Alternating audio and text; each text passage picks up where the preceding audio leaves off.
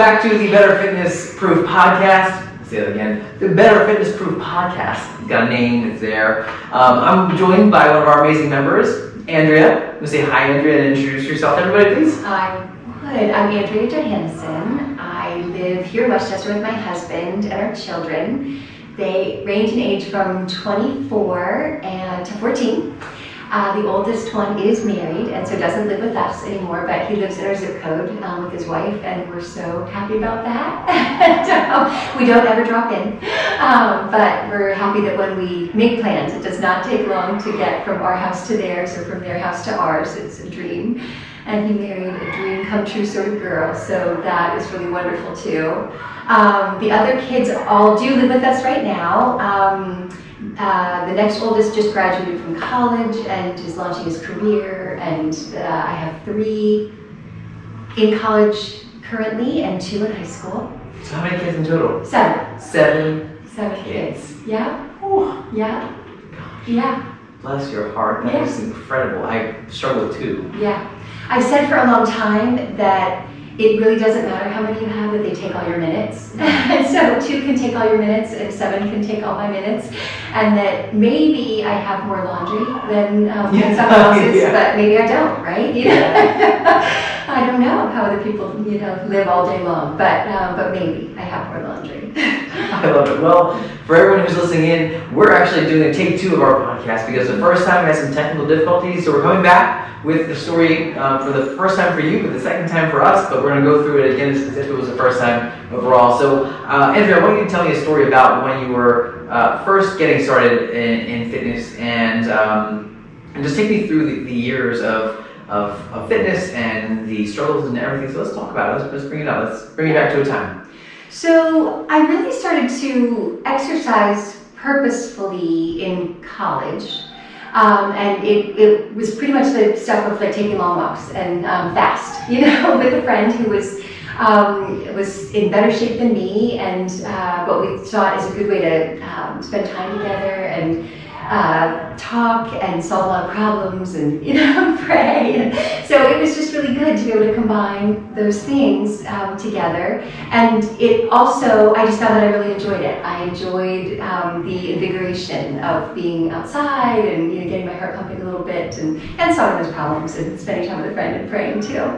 But it started with that, and I really was pretty consistent in working out of some variety. I didn't just stick with walking. I have been a member of lots of gyms as a grown-up.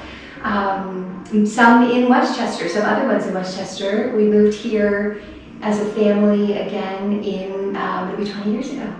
Next month, I can't believe that. Wow. And so there were different ones that just fit with family life at the time. When my kids were little, the ones that had childcare were the big winners, because it was a fit with my schedule, and I could manage it, and family life. And then there were other times that the gym just wasn't working out, and so it would be back to walking.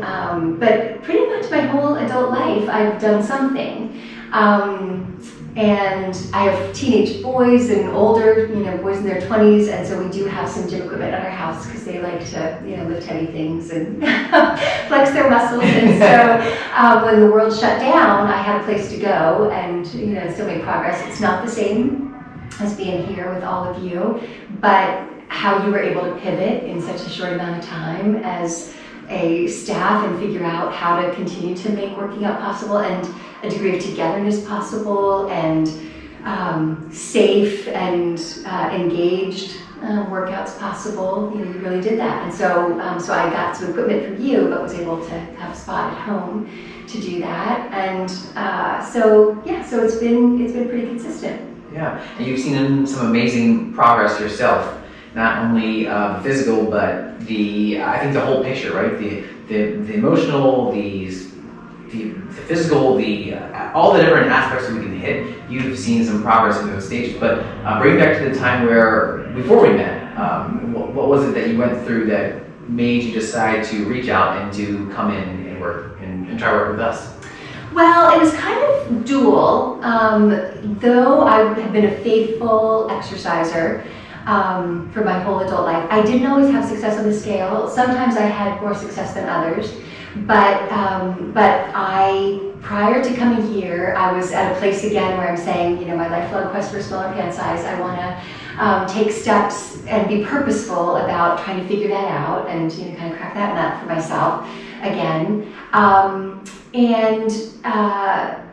So I guess what really got me to here, there's a better way to tell this story, what really got me to here was a place that I went with a friend prior to coming here, and it was another small group personal fitness training class approach, and my second time there, during jumping jacks, I felt a pop in my knee and had never felt anything like that before, knew that, but didn't know what beyond that, and the trainer leading the class, I was able to say to her, this is what's happened. And she asked me questions and she was compassionate. She had training to lead us through the movements of that class, but she didn't demonstrate an ability to go deeper than that and to help me to figure out what had happened. And it turned out I tore my meniscus. The other part of being at this other area gym, and it being my second time, is I was kind of embarrassed and uncertain about what to do with an uncertainty. It wasn't an injury, but I didn't know for sure it was an injury yet. And so it just being my second time, I didn't know what are the social rules here, and do I is it the right thing to go and just wait to get her attention? That was the right thing to do. Is it the right thing to I'm just gonna go home, and don't be afraid? And I already said that I had progress I was hoping to make on the scale, and so I felt intimidated in that way too. With I totally need to be in a place like this, and I don't want to be perceived as being a baby, being a faker, just abandoning this when clearly, there's progress I can make. And so those sorts of thoughts were part of it for me as well, in my uncertainty and embarrassment and not knowing what to do. That's just my problem, and they didn't do anything in that regard to add to that. They were lovely and did check in on me over the subsequent days, but still didn't know, any idea. So it took me a few days of not improving to make a doctor's appointment, and it turned out I tore my meniscus and needed to have surgery. My kids. When was this? Timeline. When was this? It was 2 years ago in May. Okay. I believe, because with COVID time, it's possible it was 3 years ago in May, but I think it was 2 years ago in May, in relation to when I landed here. And so that took some recovery time, and my children are the ages that they eat better and my house is cleaner when I'm really there and in it and managing all of that. But everyone can run the show. But there's an impact to mommy going down. And so when I got through the surgery and the recovery and was looking around again for that still lifelong quest for a smaller pant size that I would love to be successful in, and just return to exercise, which I do really enjoy. My husband was all for it, but was saying I care about the safety of the facility and the training of the staff, and that it wasn't their fault that my meniscus tore when I was doing jumping jacks, but he kind of felt like they should have known, to be able to ask more questions and to be able to help me figure out, is this just nice try, Mrs. Johannesen, you're not getting out of this workout, so easily, or is it, okay, what you need to do is, or this is what you should test, to try to find out, those sorts of things. So he was really invested in protecting me and sending me to a place that was safe and really good.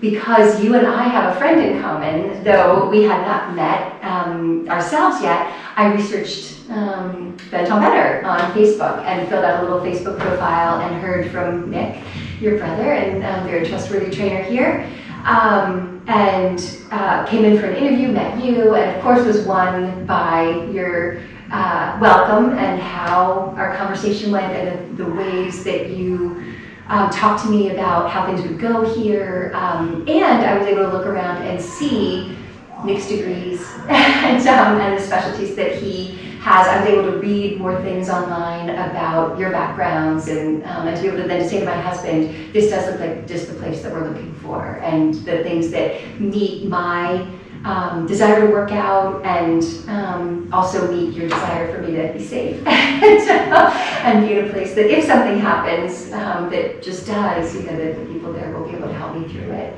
And so that's kind of how I got here. That's huge. And having the support of your spouse in any journey, whether it's just to get into a different pant size or it's to recover from injury, whatever it is, when you have someone at your side who you spend a majority of your time with, when they can see eye to eye with you, when they can support you in that journey, whether they're doing it with you or supporting you along that journey, that makes a world of a difference. Mm-hmm. So shout out to Mr. Joe. Yeah. shout out Mr. Because it's huge. Yeah. Well, and the other thing is that, it's come up a few times now about my goals for a smaller pant size. He never had those goals. Like, he was my cheerleader the whole time, but he never felt like, could you please do something? That he's been my friend and delighted with, whatever me there was, and so it made it really, really easy and really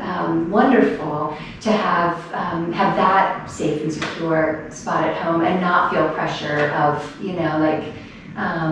things would not go well in marriage, or, wouldn't be as happy if I didn't look a certain way, that sort of thing. That, he was always happy with whatever was me. Continues to be. So so it is. It's really, really good. I have a wonderful situation. And you're a mom of 7. Mom of 7. You're a wife of a wonderful man. I am. You are active in all areas of life. Mm-hmm. And you also run a small business. I do. Right? So what's that small business? It is a little sewing and embroidery business, and it is a delight of mine to make almost entirely one-of-a-kind things or very limited edition. I don't often sew for grown-ups, but I did make my dress. I did. And so that's really, really fun. And I make lots and lots of baby clothes and dresses for little girls and aprons for moms and babies, and increasingly some men too.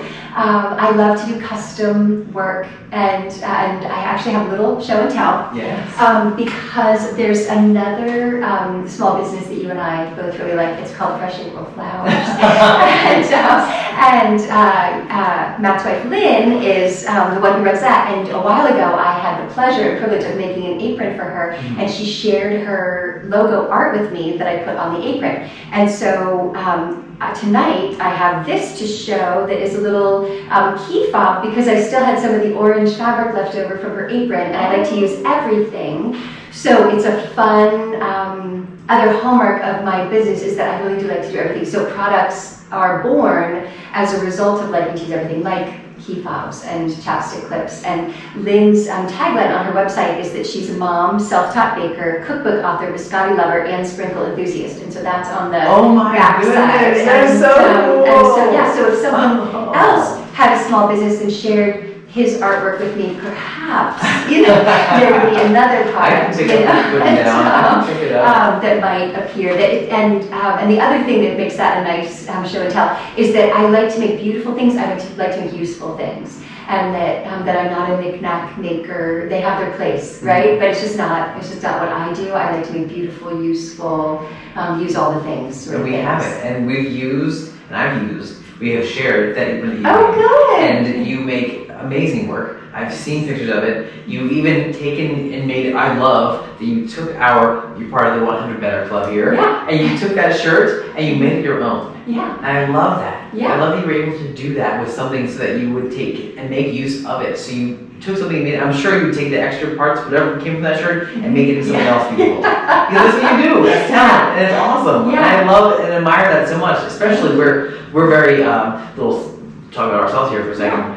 We're very environmentally conscious about what we do. So we compost. We are always on top of recycling, making sure we're checking the numbers, cutting the labels off of things. Yeah. Well, we do recycling our bags, things that we can do, and try our best to help the earth as much. Yeah. But I love that you take quality quality ingredients, right? Quality pieces, and make something brand new and beautiful from it, and then use every piece of that thing until you have no longer having use for anything. You use it all. Yeah, I love that. I really do try to do that. And in fact, one of the first things that started my sewing business was taking men's dress shirts that maybe the elbow was worn or there's ink on the cuff, and I made dresses for little girls from those because the button finishing was so beautifully done, and it was just, it would be interesting composition of those fabrics and such high quality shirts that would just have that one flaw that the businessman couldn't wear them anymore, but I could do something with them. And again, one of a kind. And so, little girl's going to see her outfit walking at her down the street. And there are certainly worse things in childhood, right? Yeah, right. There are certainly worse things. But it's part of what I really love to do just having it represent, just like the children that wear them. Many of my things are one of a kind, and so I love that. I love it. Really oh gosh, I love it. Oh, such a positive note. I want you to tell us, everyone who's watching and who's listening, when you found that path, you're on a path right now, and I've seen your physical transformation. I don't want to downplay that. You've lost weight. You look amazing. You've done some really impressive things yourself. And I want to hear, what are some of the biggest things that we can give, some little nuggets, some little gems that we can share with all of the people who are listening and watching? What are some takeaways that we can share for you? And of course, everyone's journey is different, right? But what worked really well for you? Well, I think that you kind of have to figure out what your mindset is, and in business, a question you're often asked is, "What's your why?" And if you keep your why central, then it keeps you on the path for doing what it is that you love to do, were made to do. Why your business is open. I think that's kind of the same thing with our bodies and with what we're to do with them, is just to figure out what's your why. And so, for me, I didn't have a lot of success on the scale for a long time, and so I kind of had to change my goals and my thinking about what success looked like and what dedication looked like and how to interpret results and data. And because there are lots of philosophies out there about successful weight loss, and people make a lot of money on selling a lot of weight loss products. I bought a lot of them. And some of them were effective and some of them were not, but that piece is a little more out of our hands. The piece that's more in our hands is the dedication piece, the showing up piece, the continuing to push yourself piece that is just an extension of the dedication and showing up piece. And earlier this year, I was bench pressing on the floor and on the bench 25-pound dumbbells. And they did not get to feel easy, but a few months had passed, and I just felt like, I think I should try 30-pound ones. They did not feel light, but I did them, and I could do them. So now I consistently do 30-pound ones. In the most recent challenge, I did 35-pound ones. And I got to failure on 45-pound ones, and so I couldn't do the full qualifying set of 3 on the 45s, but I got like 2 of the 3 on those. And so that is a little more quantifiable, a little more measurable, a little more you put in the time and do things smartly and continue to make small adjustments, and it is a more certain equation, I think, than the scale. You are in charge of nutrition. I am in charge of my nutrition, but you still can't really make the scale move. There can just be some things that how they work in your own body is kind of what I'm going to say. And so I just really was able to find delight and satisfaction in the parts that I am in charge of. I'm going to just make sure that I'm doing a really good job with that. So I did continue to do a good job with nutrition while not having success on the scale, but I was able to find joy in the parts where there was measurable progress. And it's so silly. Particularly that my house, the first 5 of my children are boys, and so I've got muscles everywhere. It's so silly that I would feel muscly myself, but truly in the last couple weeks, I was brushing my teeth and having to have a bare arm and just bringing my arm up to brush my teeth. I saw my muscle, and it made me laugh. But there was also just this thrill of, oh my gosh, And I did not have that before. And it was in this routine action. I wasn't trying to flex and fool around with my kids, or just there was no sense of, let's just see what's there, if I flex. It was a natural motion and this thrilling result. And so that's kind of where I set my mind on being able to be satisfied with a soft, more than soft, a wonderful landing place of my husband's delight in whatever the span of my curves, happen to be, and in just kind of going wholeheartedly after the things that were more within my control. And then continue to be dedicated nutritionally, but not making that be the center on which I orbit it, because I'm just such a sat in my hands. I'm in charge of what goes in, but I'm not in charge of making the scale move. So love that. That was so gems. So many little gems in there. The dedication to staying the course, just trusting the process, and knowing that if you show up day to day, right, and it's not every day that you're here, and you trust the process, knowing that the people around you who you're paying to advise you on what to do and how to do things, make sure you're doing things properly, have your best interests at heart, and know that you're staying dedicated, showing up to what you commit to be your dedication. And yes, nutrition is going to help with it, and sleep is going to help with it, and all the other components are going to help. But you and your genetics really make up what's going to happen with what your dedication brings on. Yeah. And I love that you said that. Yeah. And I do want to note here though. You're lifting heavy weights. Yeah. You're lifting some heavy weights. I'm lifting heavy weights because your staff won't leave me alone. Yes, good. They keep coming, and really every workout, can I give you a little challenge? And most days I say no. But I don't really mean it. I'm so grateful that they're there and that they do know me and they have seen me, and that I don't come every day, but right now I'm in a 6 months of unlimited period, and so I got on your all-knowing data machine the week before I started being able to come every weekday, and I could come on the weekends too, but it's just less consistent with family life. So I have been coming Monday through Friday since I had the privilege of doing that, but for a week away with my family, and so I have fresh data from before I started, and then at the midpoint, I want to get on that machine again and just kind of see what is the difference in muscle mass and those sorts of things. And you've already made so much amazing progress in that. And I say weight loss because to the people who are watching and listening, that's the most general term. But for us here, we're focusing on how we improve your composition, how we improve your lean body mass, or keep the lean body mass, so muscle, how do we keep that there? Because no one's trying to build lots of muscle. Yeah. I've been trying to do it my entire life. And I'm close to being the Hulk, but I still a little bit away, right? I still gotta turn green, but I'm close. But I'm lifting heavy all the time and eating really well and stuff, but genetics plays a part in it. But also I'm not eating nearly enough what I would need to pack on and build muscle. Yeah. So when the goal is weight loss, we're talking about composition, we're talking about fat loss. So lifting heavier weights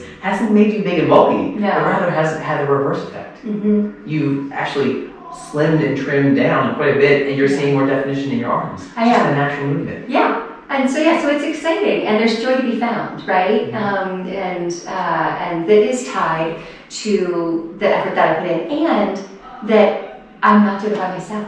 That you and Nick and Molly and Alicia and Lynn are smart and creative and safe and helpful. And coming alongside to get me, to where I want to go, or at least, progress from here, right? And there's been tremendous progress from when I came in, and just a couple months into starting to come here, I found out that I was going to need to have another surgery, and though two have come up in this conversation, my life has been mostly surgery-free and injury-free, but just as a woman growing older, it was just time to have a process or have a procedure done, and so I did. I had it just over a year ago and was out of the gym for 12 weeks, and yet when I was able to resume, I wasn't back at the beginning, and it didn't take me another 12 weeks to get back to where I was when I left in terms of strength and making progress. And so that's really great too. And when I walked back in the doors, everybody here knew what I had just, done and why it wasn't what I, not all the members, but all the trainers in charge of helping me, to recover. Everybody knew, and so they were able to tailor things to protect me, to help me, progress on towards goals. And truly, I've been injury-free, but I am lifting heavy weights here, and I'm coming, Monday through Friday, and so there are some sore spots routinely. And so there are often conversations I'm having with whatever trainer is leading a particular workout, saying, okay, so this is really tight. How do I, how do I work with that and make sure that I'm not going to hurt myself by just pushing through, and they are able to help me every single time. And so that is just really good too, and really encouraging, and speaks to the protection and the creativity and the ingenuity, and it's just really good. It's all here. Oh, that's so good. I'm going to do a commercial. Okay. And after the commercial, I'm going to have you swing back and give me some words of inspiration. Okay. A long-winded, full-hearted, emotional, whatever you want to do, but give me something good to end on, so that when someone listens to this, they can hear that part and say, you know what? Yes, that's what I needed to hear. Yeah. Okay. Good. Work on it. Okay. So for you, if you're watching here on YouTube, hi, hello, thank you so much for hanging out. Make sure you swing by our YouTube channel, click the subscribe button, give us a thumbs up on this video, and let us know in the comment section what you enjoyed about this. What were some parts that you enjoyed about Andrea's story, or maybe that relate to your story? Let us know. We want to get this conversation going. We want this to be a conversation, so we want to hear about it. If you're listening to this on the podcast, you can't see us, but I'm waving to you. Hi! And I want you to swing by your podcasting platform, wherever that might be, and give us a 5-star review, because that's how we're going to be able to change more lives and help more people, by getting these stories out there and showing people that it can be done and you can do this, and there are lots of different ways that you can do it. If you don't think it's worth a 5-star review, that's totally fine. Just send me an email. It's at matt, at BentOnBetter.com, and I would love to hear from you of how we can make this show even better, so you can benefit from it and you can grow your own fitness, health, mindset, nutrition, everything. With that, swing back over to you, Andrea. How are we going to end it? So I would say, we're not in charge of everything that happens to us, right? And that sometimes even things that we endeavor to do with high hopes don't go the way we turned out. But the part that we remain in charge of is you're knocked down, is the get up part, right? We're not always in charge of the knockdowns. We didn't do the pandemic, right? That wasn't us. But we were living through it, and you guys responded fast and beautifully. You were in charge of the get up part, right? And so you did. And so that's what I would say is the most powerful thing I can leave anybody with, is just recognize you're in charge of getting up. And so it's a really good thing. And to be able to bring yourself here is not just encountering smart, creative, protective, in it with you for your goals trainers. It's all the members that are in it with you as well. And I've made improvements in my physique and strength. There are people of varying physiques that have been at the gym longer than I have, that are walking in the door for the first time in their early days, brand new. And what they find is what I found. It's very celebratory, very meet you where you are in terms of your physical strength and well-being and goals place, and everybody is engaged to help you on to the next thing, and pausing along the way to say, I just saw, that thing you lifted. I just saw that jump, that big high jump that you just jumped upon, and to be able to say, I'm with you, and I got to see it, and it was so good. That was awesome. Oh my gosh, you're so good. Okay, well, thank you so much for hanging out with us here on YouTube or on the podcast. We appreciate you hanging out with us. I hope you've enjoyed it. We'll see you again next time. Bye. Bye. That was so good. That was so good.